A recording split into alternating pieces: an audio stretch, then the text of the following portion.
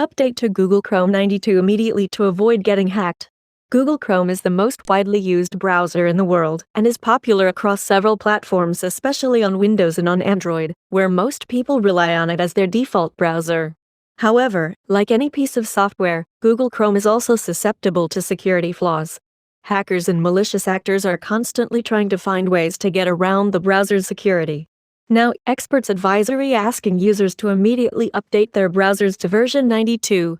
According to a recent advisory, Google has recently patched a serious flaw in its Chrome browser that can severely impact the safety of a device it is running on. Users have been advised to update their Google Chrome browser to version 920.4515.131 in order to stay safe. New version of Chrome addresses flaws that could be exploited to take control of an outdated system. Users and organizations who are concerned about their security can download the latest version of Google Chrome and install it on their systems.